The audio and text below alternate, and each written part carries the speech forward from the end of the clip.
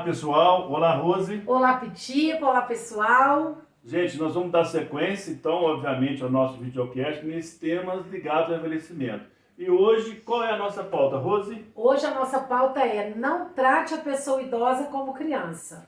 Que no nosso dia a dia, certamente você deve observar no seu cotidiano profissional, é muito comum, ou até na melhores intenções, o cuidador ou até mesmo o profissional dirigir-se a uma pessoa idosa com essa expressão afetiva, no diminutivo, vovozinha, vovozinho, às vezes até também em alguns relatos, né, assim, da imprensa de um modo geral, que eu penso, Rose, e quero ouvir você também, que embora venha imbuído desse carinho, desse afeto, mas é um carinho e afeto que diminui a pessoa. Ele tem um tom pejorativo. Na realidade, não há parentesco nenhum daquele profissional com aquela pessoa idosa que está recebendo os cuidados dele. Então, eu acho que é importante a gente trazer esse tema aqui, desmistificar, porque esse afeto, nesse cuidado, pode passar de outra forma, inclusive reforçando a identidade da pessoa idosa. Seu José,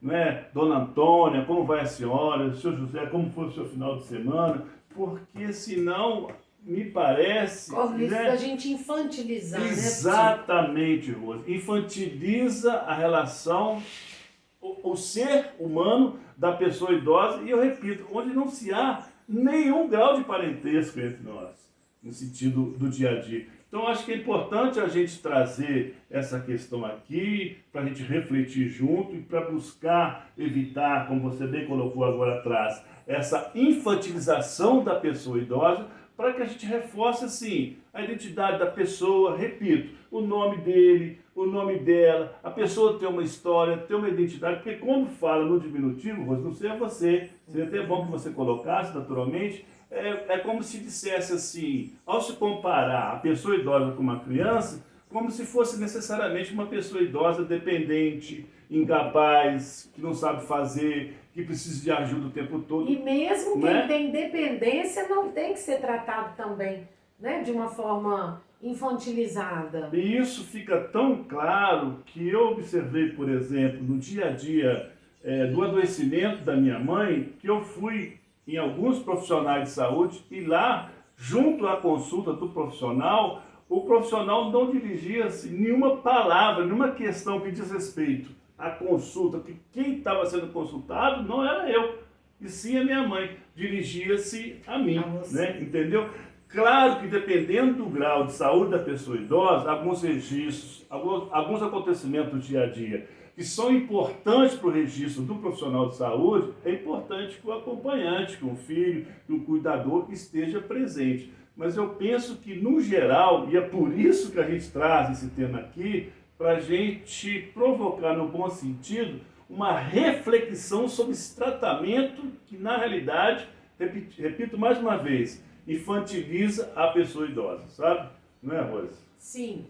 Na verdade, Pitico, é importante a gente colocar, você acabou de citar, às vezes é preciso sim acompanhar uma pessoa, um familiar ou um paciente, né? De alguma forma, você estar com uma pessoa idosa em algum procedimento médico, ou em alguma consulta, em algum outro tipo de terapia, sim. ou mesmo levando um banco, uma padaria, uma farmácia. Existe a necessidade, às vezes, no dia a dia, atravessar uma rua, de ajudar, né? de auxiliar, mesmo nessas atividades básicas. E muitas vezes essa pessoa idosa, ela tem a cognição preservada, sim, ela tem a mobilidade física para estar indo e vindo, mas às vezes já está numa idade mais avançada, com uma certa fragilidade, que precisa de alguém para dar um apoio. Perfeito, né? Não é toda pessoa idosa que tem questões cognitivas, que tem questões, né, de saúde mais graves. Não! Às vezes a pessoa está totalmente bem, mas está um pouco mais frágil, com 90, com 100 anos. Então é importante ter alguém acompanhando.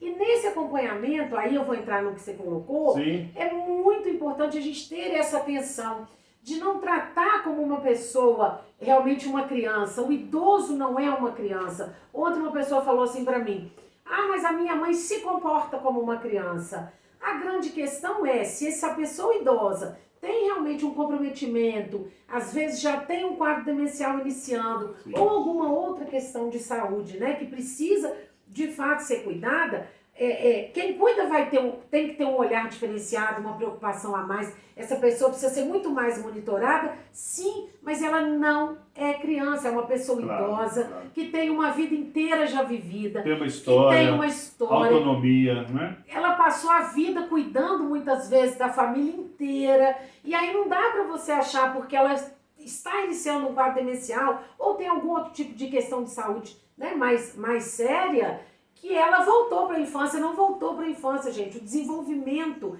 infantil é uma coisa, é uma fase da vida. Quando a gente está, eu aos 52, o Pitico aos 63 e tantas pessoas já mais velhas, a gente não volta quando a gente tinha 1 ano, 2 anos, não volta a ser bebê. Não, somos uma pessoa idosa necessitando de cuidados. É diferente. Então é importante ter essa atenção. O Pitico comentou da consulta, outro dia uma pessoa me disse isso.